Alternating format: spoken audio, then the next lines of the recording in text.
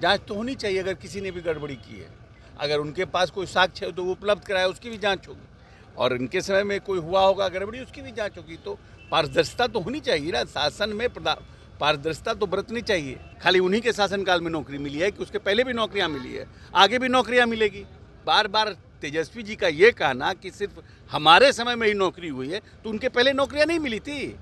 हमने घोषणा पत्र में दिया कि हम 10 लाख नौकरियां देंगे और 10 लाख रोजगार देंगे, ये उसका पार्ट है। ये खुद अपना ही उसका वाहवाही लूट रहे हैं। आपने देखना शुरू कर दिया है लाइव बिहार। मैं हूं आपके साथ असलम अब्बास। बिहार में जब से एनडीए की सरकार बनी है, लगातार विपक्ष यानी आरजेडी की तरफ से हमला बोला जा रहा है। लेकिन इसी मुद्दे पर अब बिहार की सरकार के पूर्व मंत्री और जदयू नेता अशोक चौधरी ने तेजस्वी यादव पर जबरदस्त पलटवार किया है। उन्होंने साफ साफ कहा है कि बिहार में जो भी नौकरी और रोजगार दिए जा रहे हैं वो नीतीश कुमार ने ही दिया है, क्रेडिट लेने की कोशिश नहीं करें। इसके अलावा बिहार में बढ़ते अपराध को लेकर भी क्या कुछ बोले हैं अशोक चौधरी, जरा सुनिए। ऐसा कोई घटना हुई हो कि देखिए, ऑर्गेनाइज क्राइम तो होता है, चाहे ज़मीन से लेकर जो है उस, और अनऑर्गेनाइज कोई क्राइम हुआ होगा तो सरकार उसके ऊपर जल्दी से जल्दी कार्रवाई करती है और प्रयास करती है कि उनको जल्द से जल्द सज़ा मिले।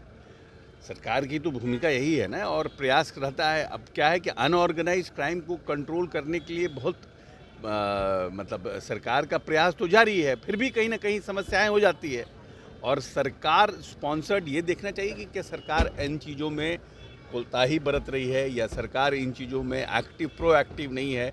सरकार जल्द से जल्द जो लोग इसमें आरोपित हैं उन पर गिरफ्तारी कर रही है कि नहीं कर रही है, ये हमारी चिंता होती है।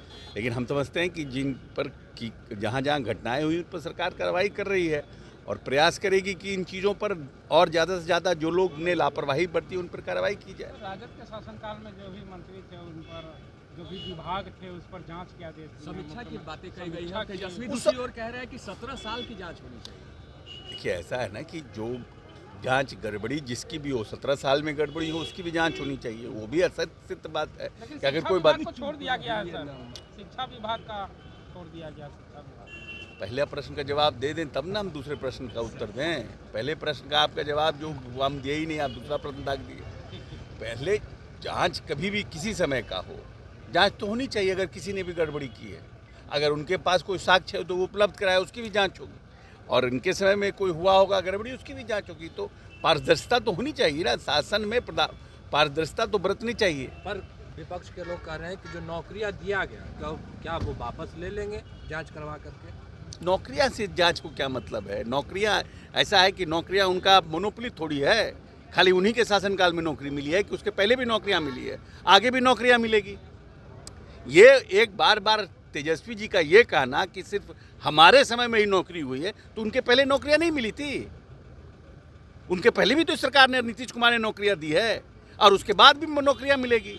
ये तो एक तगमा दे रहे हैं ना, एक प्रयास कर रहे हैं लोगों को ये भरमाने का कि ये जो नौकरियां हुई हमारे समय हुई। हमने घोषणा पत्र में दिया कि हम 10 लाख नौकरियां देंगे और 10 लाख रोजगार देंगे, ये उसका पार्ट है, 7 निश्चय 2 का पार्ट है। ये खुद अपना ही उसका वाहवाही लूट रहे हैं। तो अभी आपने जदयू नेता अशोक चौधरी को सुना किस तरीके से वो बोल रहे थे। साफ साफ उन्होंने कहा कि बिहार में युवाओं को नौकरी नीतीश कुमार ने ही दिया है और पहले भी दिया है। गठबंधन की सरकार नहीं भी थी तो लोगों को नौकरी मिल रहा था। और साथ ही साथ उन्होंने कहा कि 2020 विधानसभा चुनाव में हम लोगों ने 10 लाख नौकरी और 10 लाख रोजगार देने का वादा किया था, जिस पर हम लोग लगातार काम कर रहे हैं। कोई क्रेडिट ना ले और क्रेडिट लेने से कुछ नहीं होने वाला है। साथ ही साथ जांच के नाम पर भी जिस तरीके से तेजस्वी यादव और राजद कोटे के मंत्रियों के विभाग की जांच की बात कही जा रही थी, उस पर भी उन्होंने कहा कि जो है स्पष्टता यानी कि पारदर्शिता होना अच्छी बात है, होना भी चाहिए, यानी कि जांच का भी उन्होंने स्वागत किया है। आप अपनी राय क्या रखते हैं अशोक चौधरी के इस बयान के बारे में, हमें कमेंट के रूप में ज़रूर बताइए। तब तक के लिए आपका शुक्रिया। लाइव बिहार यूट्यूब पर सब्सक्राइब और फेसबुक पर लाइक जरूर करें।